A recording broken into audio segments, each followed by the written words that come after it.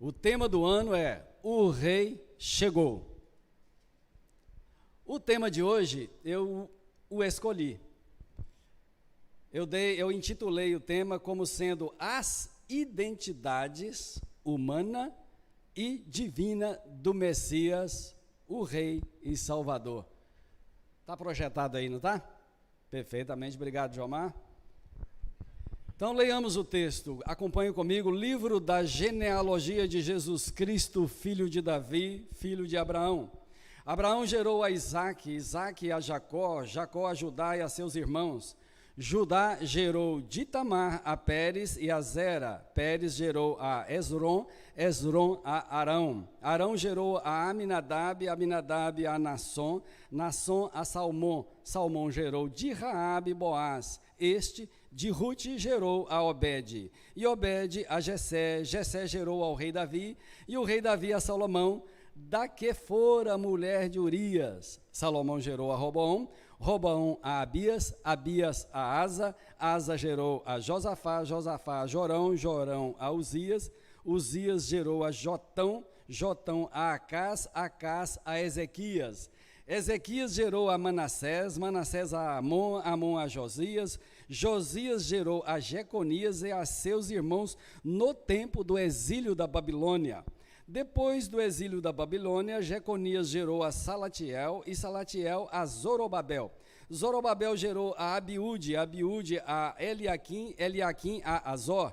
Azor gerou a Sadoc, Sadoc a Aquim, Aquim a Eliúde, Eliúde gerou a Eleazar, Eleazar a Matã, Matã a Jacó.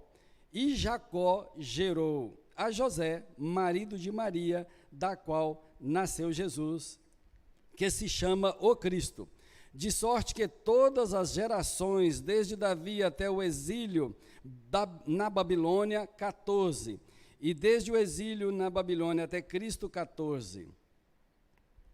Ora, o nascimento de Jesus Cristo foi assim: estando Maria, sua mãe, desposada com José, sem que tivessem antes coabitado, achou-se grávida pelo Espírito Santo, mas José, seu esposo, sendo justo e não querendo infamar, resolveu deixá-la secretamente. Enquanto ponderava nestas coisas, eis que lhe apareceu em sonho um anjo do Senhor, dizendo: José, filho de Davi, não temas receber Maria, tua mulher, porque o que nela foi gerada é do Espírito Santo.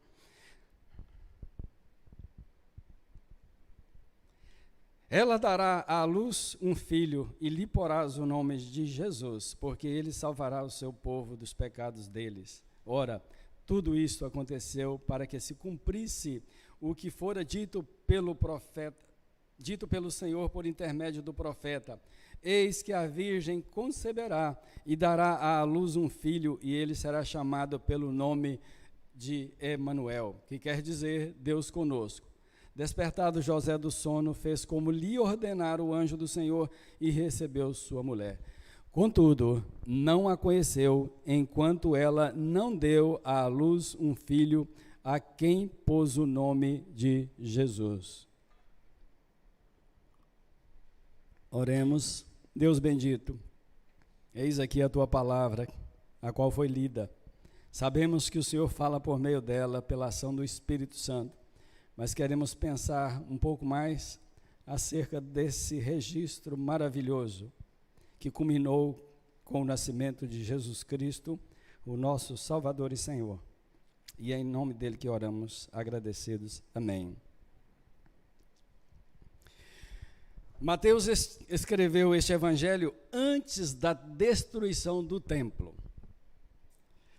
E, obviamente, a cidade de Jerusalém. Ambos foram destruídos no mesmo dia. Provavelmente no ano 65. Coloquei em média aqui, porque uns dizem, cerca de 60 e tal, então optei pelo meio termo aqui, 65. Antes de ser chamado por Cristo, Mateus era cobrador de impostos. Acerca da conduta dele como cobrador de impostos, nós não sabemos nada, absolutamente nada, mas Sabemos, por meio de acesso que a gente tem a estudos já feitos, né, de que os judeus rejeitavam os cobradores de impostos, principalmente os patrícios deles, outros judeus. Mateus, por ser judeu, era tido como, ele era desprezado e era tido como um traidor que cobrava impostos para o Império Romano, um antipatriota, poderíamos dizer assim.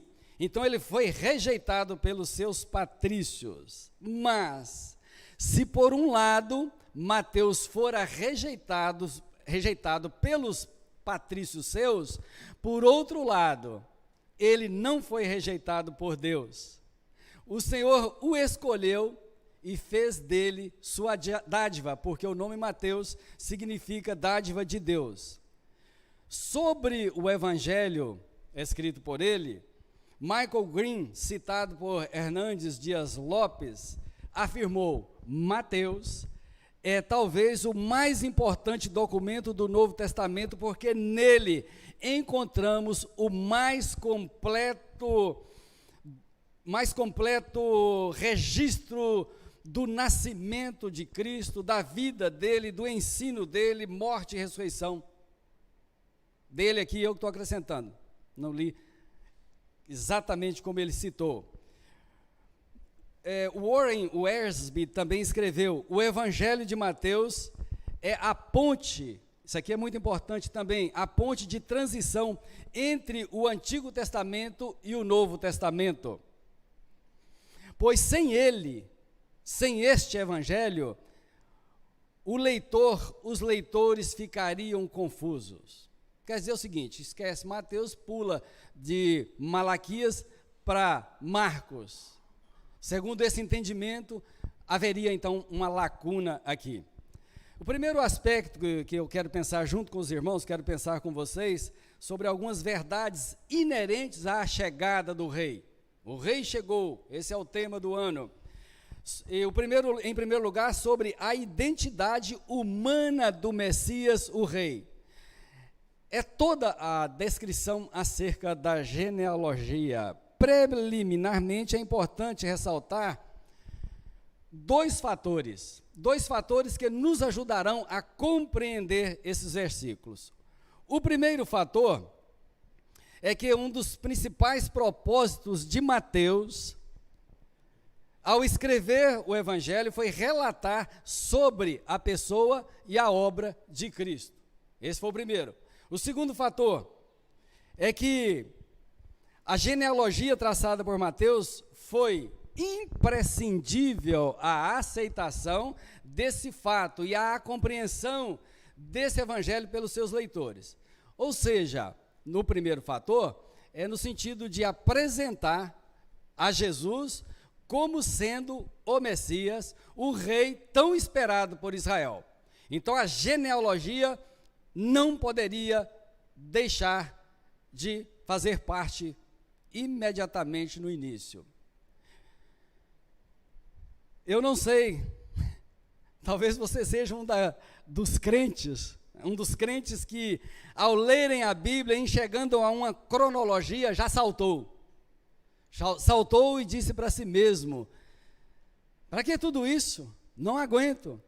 À medida que eu fui lendo esses nomes aqui, irmãos, ao final quase que eu falei assim, quase que eu expressei: ufa, terminei.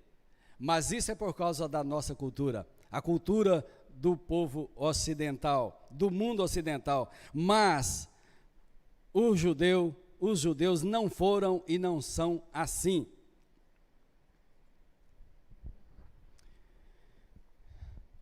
Os judeus, para eles, faz-se necessário que compreendamos, nós precisamos compreender um pouco da cultura nesse aspecto.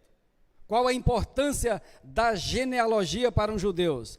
A genealogia mostra, essa aqui, por exemplo, mostra a história do povo de Israel e mostra também os respectivos registros de cada um desses que estão aqui.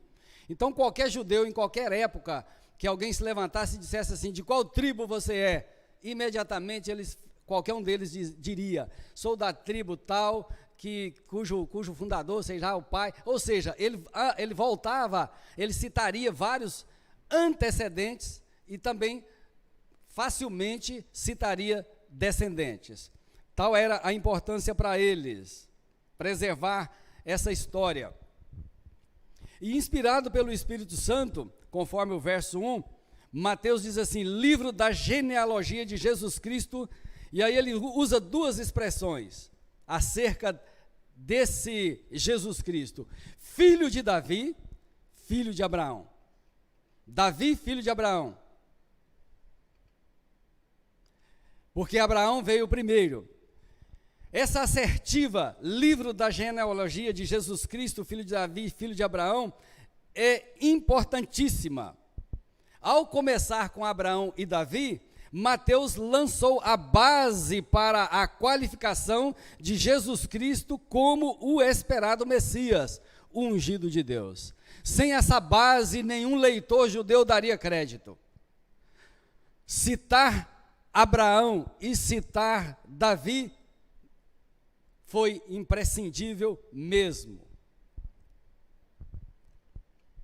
Qualquer judeu, então, tinha condição, ao ler essa genealogia até o final, plena convicção de dar todo o crédito a Jesus, que estava sendo apresentado por Mateus, dar crédito a ele como, e identificando-o como o Messias. Porque nós sabemos que Jesus veio para o povo de Israel, mas os seus não o receberam. Mesmo assim, mesmo com tudo isso, mas Deus é o Deus soberano em todas as coisas.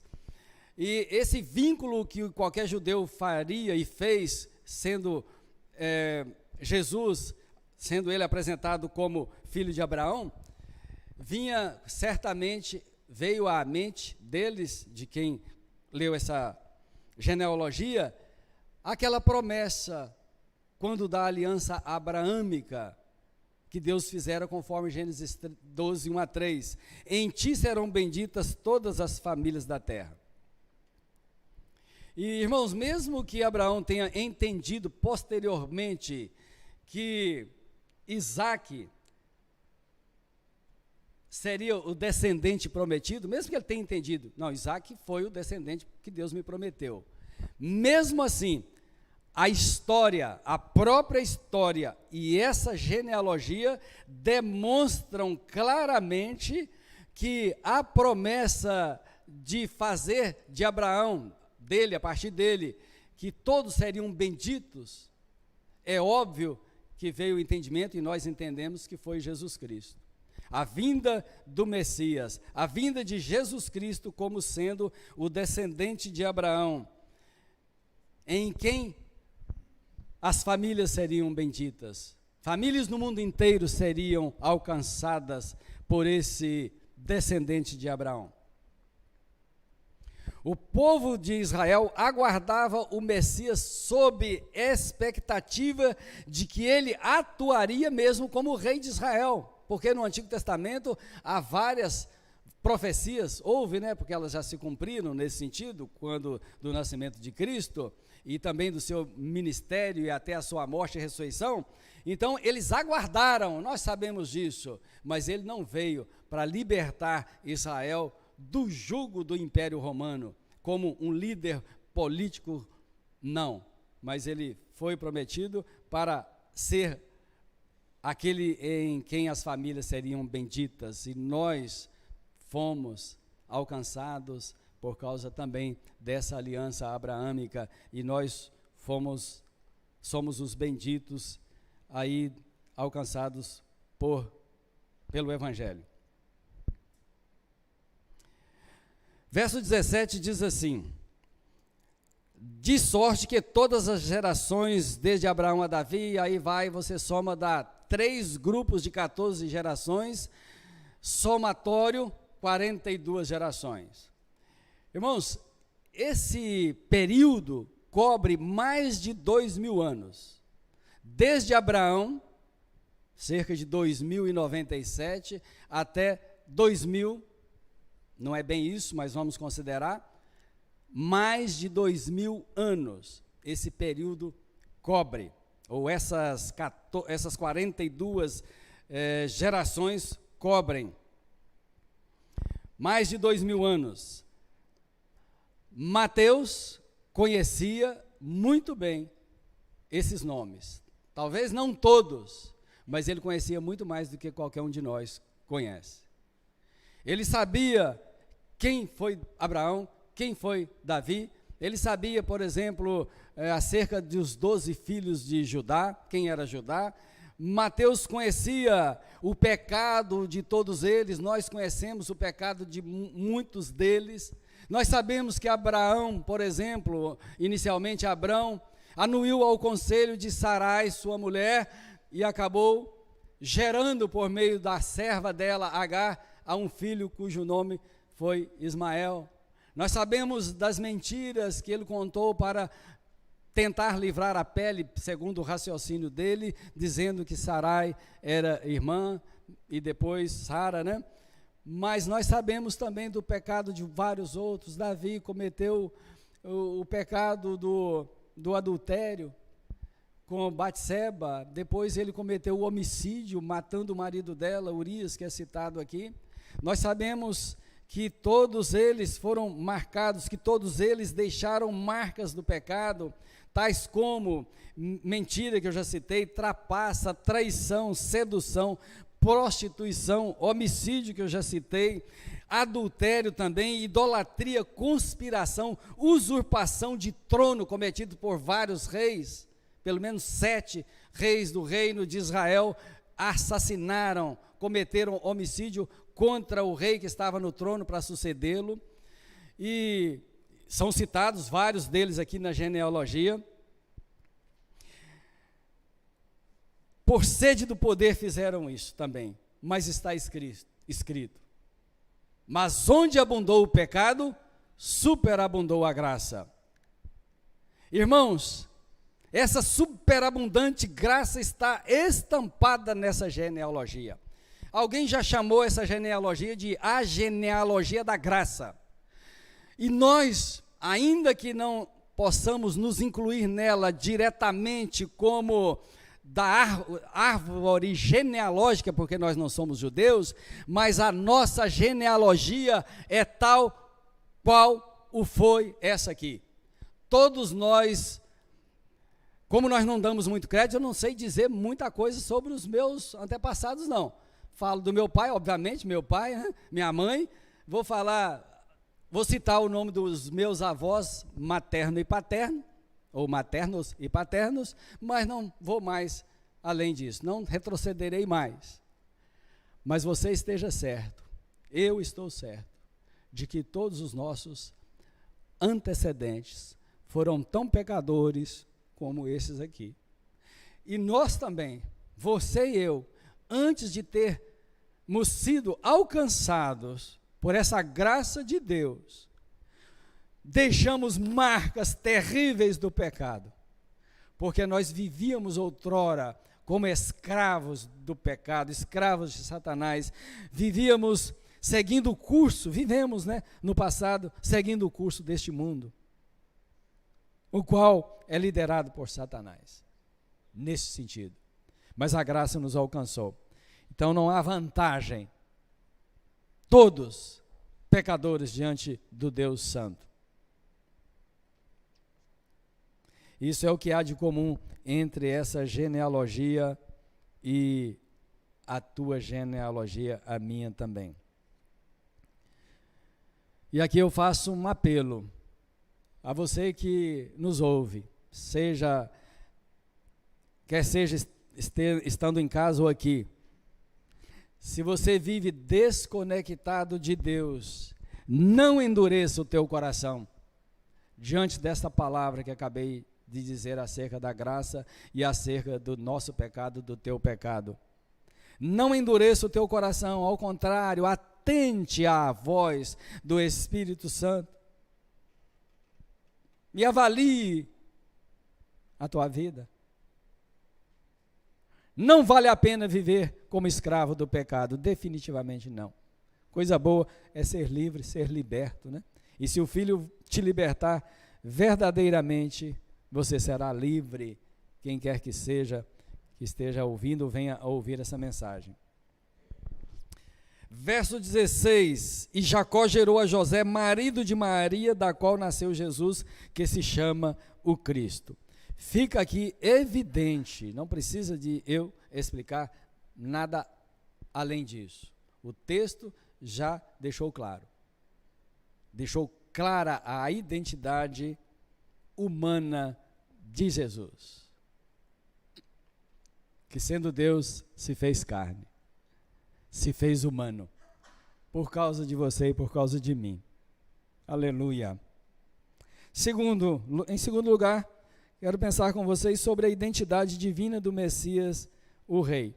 Versos 18 a 20. Está escrito: ora, o nascimento de Jesus Cristo foi assim.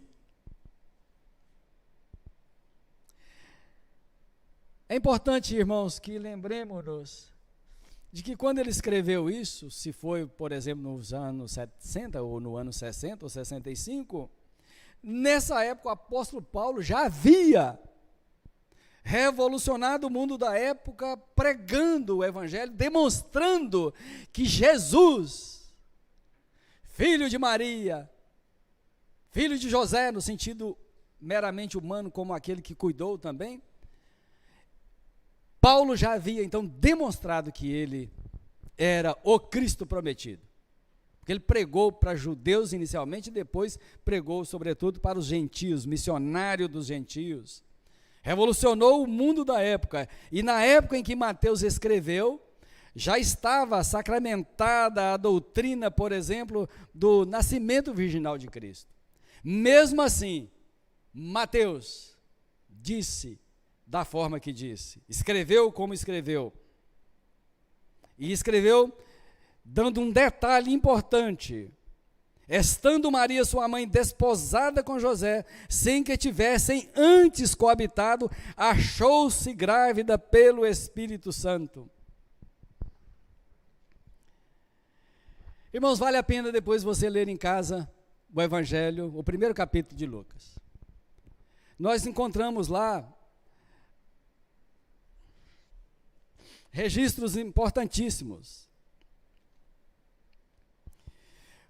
Quero, antes de citar o texto de Lucas, dizer também o seguinte, que José e Maria estavam mutuamente comprometidos. Aqui refere-se a Maria como esposa dele, mas é preciso que você entenda, quem porventura não compreende bem isso, é que no contexto judaico, a esposa era a comprometida.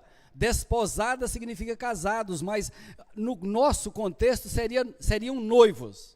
Eles estavam comprometidos, mas era um comprometimento selado mesmo pelo caráter e pela maneira que eles encaravam a vida em família ou para formar uma família. Muito diferente dos ocidentais que, de forma geral, estão aí dando-se em casamento, juntando e fazendo contrato, etc.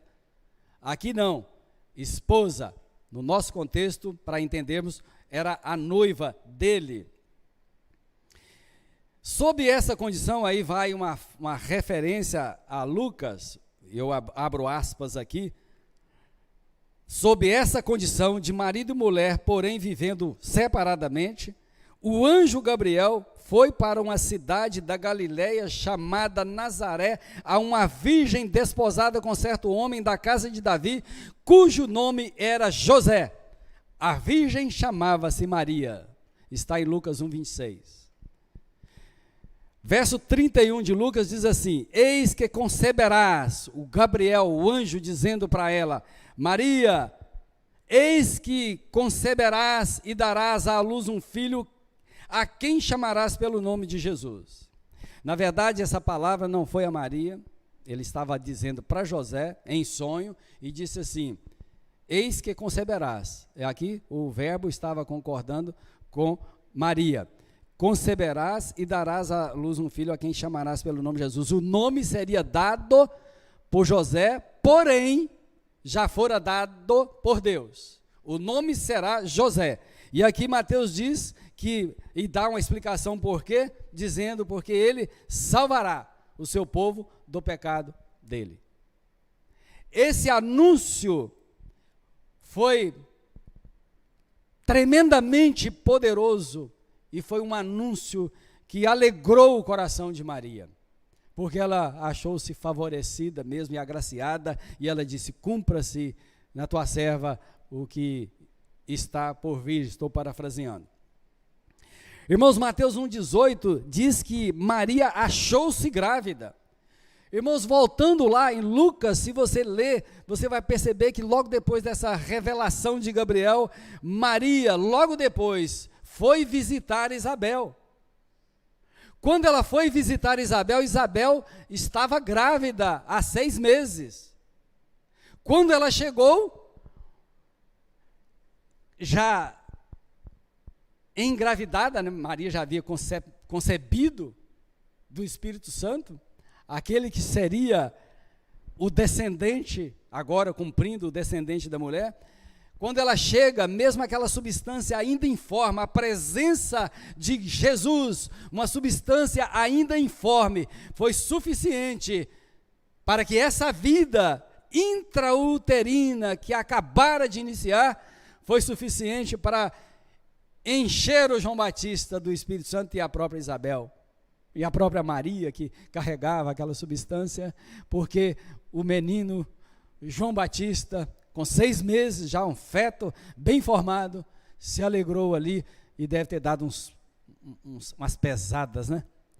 Umas pernadas no ventre da sua mãe Isabel. Então, meus irmãos, ela achou-se grávida, e o texto de Lucas registra que ela ficou lá cerca de 3 meses. Ela voltou para sua casa depois de quase 3 meses. Ou seja, Isabel já estava quase na hora de dar à luz. João, ela retorna para casa. Agora, irmãos, pensem na situação da própria Maria chegar e não poder esconder a barriga. Como ela seria julgada e como ela fora julgada certamente. As pessoas são más. Pecadores inconversos, pecadores ainda não regenerados, conhecem muito menos, são muito menos tolerantes do que os regenerados. E até mesmo nós incorremos no erro de julgar aquilo que não nos compete julgar. Eu disse isso aqui uma vez há muito tempo, eu sofri isso. Uma das filhas foi acometida de toxoplasmose no olho, em um dos olhos. E ela tomou o corticoide e ganhou. Ela tinha um corpo modelo, se é que eu vou usar esse termo porque fica mais fácil de entender. Ela ganhou mais de 15 quilos em poucos dias e a barriga apareceu. Foi julgada como uma moça que estivesse grávida, que aí não seria moça. Eu sofri, minha esposa sofreu, as outras 2 irmãs também. Pensemos em Maria, vocês acham que ela não sofreu? Claro que sim. E José? José, ao tomar conhecimento, a minha noiva está grávida, a barriga está aparecendo. Aí José pensando, ponderando sobre isso, sendo ele, verso 19, mas José, seu esposo, sendo justo e não a querendo infamar, resolveu deixá-la secretamente. Vou deixá-la. Mas ele deve ter falado assim: meu Deus, o que aconteceu? Eu amo tanto essa moça, que agora não é virgem mais. O que farei? Estou arrazoando aqui, estou conjecturando, mas ele era um ser humano como você e eu. Embora justo, embora você seja justo, embora eu seja justo no sentido de que fomos justificados por Deus, por causa desse Salvador que é Cristo, mas não, isso não nos livra de sentimentos, e às vezes até sentimento de derrota. O que aconteceu, meu Deus? vou deixá-la. Vou-me embora. Quando ele razoava sobre essas coisas, pensava sobre isso,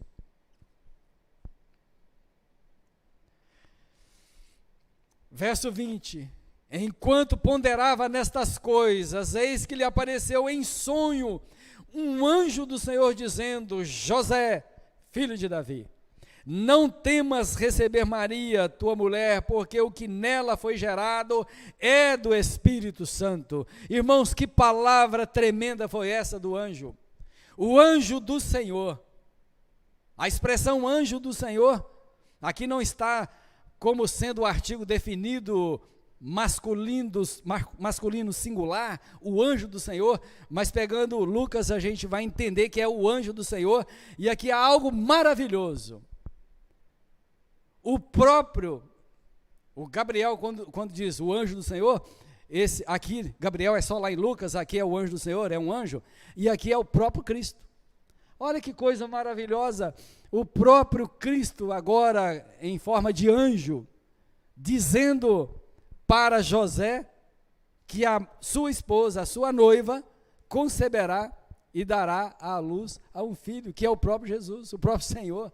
Algo inusitado, né? Mas é maravilhoso demais. E aí, quando José ouve essa expressão, José, chamou-o pelo nome, filho de Davi, e logo em seguida, ele faz uma conexão, o anjo, não temas receber Maria, tua mulher, porque o que nela foi gerado é do Espírito Santo. Ou seja, ela não está grávida de homem algum, ficou fora 3 meses, mas o que foi gerado nela é obra do Espírito Santo. Filho de Davi, essa expressão chamou a atenção de José, e foi intencional, e a revelação de que o que estava no ventre de Maria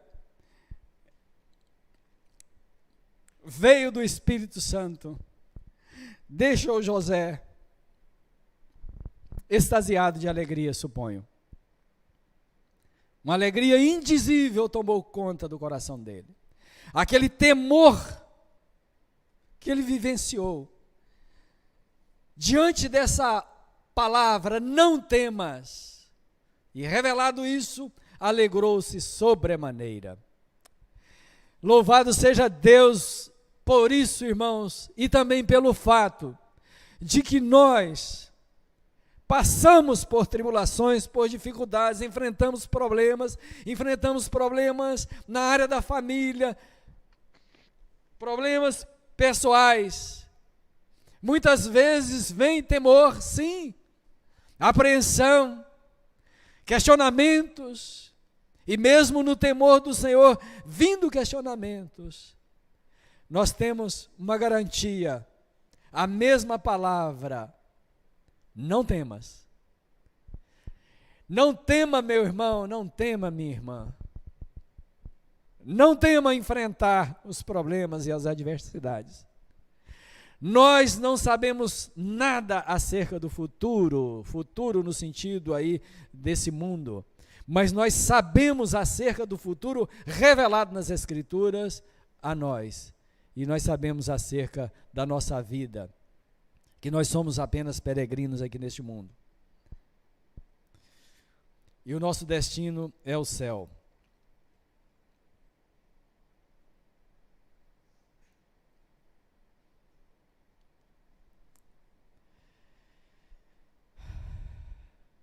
Desculpem, irmãos, mas tem jeito não. Esse nariz meu é uma bênção, mas glória a Deus, é bênção mesmo. Nós vamos passar para o terceiro e último ponto, pensarmos sobre o Messias. O Messias é o Deus Salvador. Verso 21. Então logo o anjo do Senhor dissera isso a José, ele continua: ela dará à luz um filho, e lhe porás o nome Jesus, porque ele salvará o seu povo dos pecados deles. Irmãos, quando da pregação de domingo passado à noite, eu preguei, eu mostrei por meio da Escritura que o Messias esperado por Simeão era o descendente da mulher. Se você esteve aqui, domingo passado à noite, você ouviu isso. O descendente da mulher, prometido, imediatamente após a entrada do pecado na esfera humana por meio de Adão. E sua mulher? Esse descendente prometido lá no início, há mais de 6.000 anos, depois de mais de 4, foi concebido por obra do Espírito Santo e veio ao mundo. O Verbo, portanto, se fez carne e habitou entre nós. E olhando para o verso 23, ele será chamado de Emanuel. Esse Verbo que se fez carne e habitou entre nós, foi chamado de Emanuel, Deus conosco. Ele esteve conosco e Ele está conosco. Ele está comigo, Ele está com você. E se você não o tem ainda dentro de você por meio do Espírito Santo, aquele mesmo Deus que teve misericórdia e inseriu, e incluiu os excluídos na genealogia para participarem desse movimento, dessa obra de Deus miraculosa de preservar pessoas, e durante 2.000 anos até que ele viesse, nascido de mulher. Então ele pode te incluir também. A vinda do unigênito de Deus foi profetizada por vários profetas do Antigo Testamento. E aqui nós lemos o verso 21. O verso 23 é uma citação. Mateus está citando Isaías 7,14. Eis que a virgem conceberá e dará à luz um filho.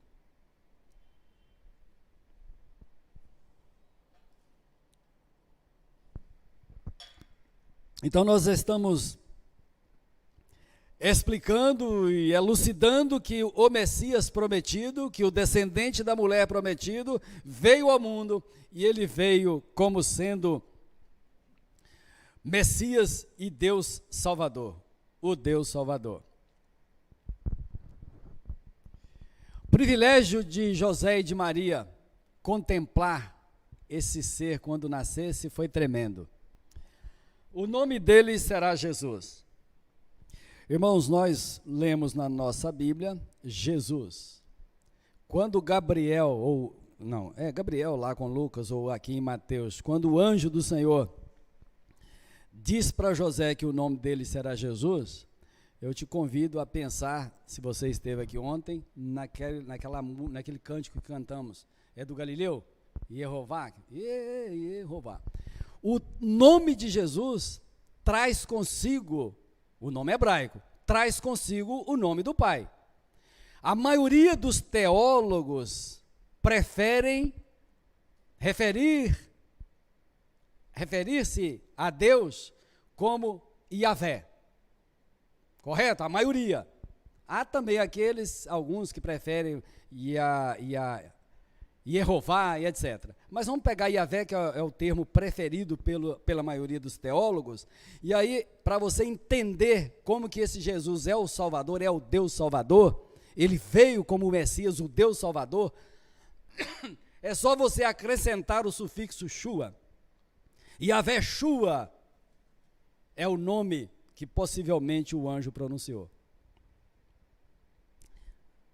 Shua significa salvação. Cristo é o Deus Salvador. Glórias sejam dadas a Deus por isso. O Filho de Deus é o Salvador. Sabemos que ele nasceu da Virgem Maria, que ele cresceu em sabedoria, estatura e graça diante de Deus e dos homens.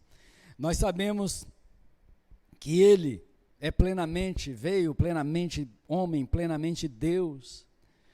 E sabemos também que ele é o único mediador da salvação. Sabemos que ele padeceu sob os religiosos da época, a nata da época, sua época, a nata da religião judaica. Ele padeceu sob o Império Romano, representado por Pôncio Pilatos. Ele foi julgado, foi condenado à morte de cruz. Foi à cruz, mas a Bíblia nos diz que ele foi voluntariamente, ainda que houve esse processo, mas ele se deu pelos seus patrícios e por nós. Aleluia. E ele foi para a cruz, morreu morte de cruz para nos salvar. De sorte que não há salvação em nenhum outro nome, conforme está lá em Atos 4:12. Nenhum outro nome pelo qual importa que sejamos salvos. Somente Jesus é o Salvador. Somente o Messias é o Rei. Ele exerce soberania sobre toda a obra da criação. Ele é o Rei. E reina sobre toda essa obra. Mas eu quero ainda considerar que os que vivem neste mundo sem Cristo são escravos do pecado. São pessoas dominadas por toda a sorte de pecados, conforme eu me referi à geração passada que está revelada, e à nossa geração me referi também a nós, antes de termos sido alcançados. E se você ainda está na condição que nós estivemos outrora, vivendo neste mundo sem Cristo, como escravos do pecado, dominados por toda sorte de pecados, saiba, você está destituída da glória de Deus. Eu estive destituído da glória de Deus. Destituído mesmo. Porque o pecado que nós herdamos em Adão fez isso conosco. E se você está vivendo assim, você está destituído. Mas a boa notícia é que o salário do pecado é a morte. E essa morte aqui tem duas implicações: a morte espiritual, que é de todo que nasceu, já está morto espiritualmente. Mas o salário do pecado é a morte física, e para aqueles que continuarão perdidos sem Cristo até morrerem fisicamente, morrerão a morte eterna, ou seja, na eternidade estarão mortos para sempre. A boa notícia é que o dom gratuito, o salário do pecado é a morte, mas o dom gratuito de Deus é a vida eterna em Cristo Jesus, nosso Senhor.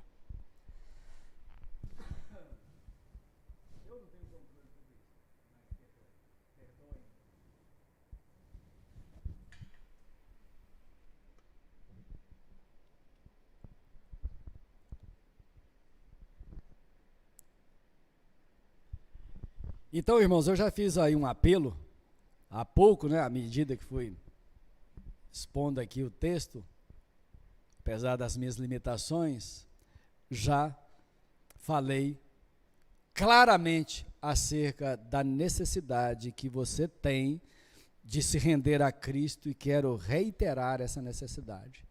Não dá para viver a vida como se não fôssemos para a eternidade. Todos partiremos para a eternidade. Uns para viverem eternamente com Cristo, glorificando a Deus, ao Pai, ao Filho, ao Espírito Santo, juntamente com os anjos e com os demais da família da fé, que é a igreja de Cristo, lavada e comprada, regenerada pelo sangue do Cordeiro. Não deixe passar isso desapercebido. Não deixe passar desapercebido. Apressa-te, pois pouco tempo te resta. A vida é como um sopro. Pouco tempo te resta. Pouco tempo me resta. Pouco tempo nos resta. Se você não tem certeza de que morará no céu, viverá eternamente com Deus, você precisa de se desesperar, se esse é um bom conselho, né? Mas deveria mesmo, porque mesmo nós tendo a certeza de salvação, nós, não vou dizer nós, mas muitos no meio desse povo que serve a Deus, que é a igreja de Cristo, mesmo os que têm certeza de salvação, às vezes um e outro tem aquele temor, assim, meu Deus do céu, que coisa maravilhosa, pensa, será que eu irei para lá mesmo? Eu já conversei com pessoas assim, você deve ter experiência nesse sentido. Irmãos, imagina, se nós estamos sujeitos a, vez por outra, não pode ser constante, porque se eu tenho certeza da salvação, eu tenho mesmo, pronto e acabou, eu tenho. Mas se já veio alguma dúvida, mesmo você sendo crente, imagine a sua situação, a tua situação, se não tiver nada com Deus. Situação terrível. Encerro dizendo, creia no Senhor Jesus e seja salvo por Ele, porque Ele é o Rei dos Reis, Ele reina, Ele está assentado à destra de Deus o Pai. Ele, quando Ele ressuscitou dentre os mortos, Ele posteriormente foi glorificado, ascendeu aos céus e está assentado à destra do Pai, de onde Ele reina e de onde também Ele voltará para buscar os seus filhos, os salvos, os que se renderam a Ele. Renda-se a Ele, se você ainda não rendeu-se. E quanto a nós, que já nos rendemos, continuemos bendizendo ao Senhor, servindo ao Senhor, no temor dEle, porque Ele é digno de toda a honra, de toda a glória, de todo o louvor, e é digno também do meu temor, do teu temor, nesse sentido, de temor reverente para com o Rei dos Reis, o Deus dos deuses e o Senhor dos senhores. Que Deus te abençoe. Amém.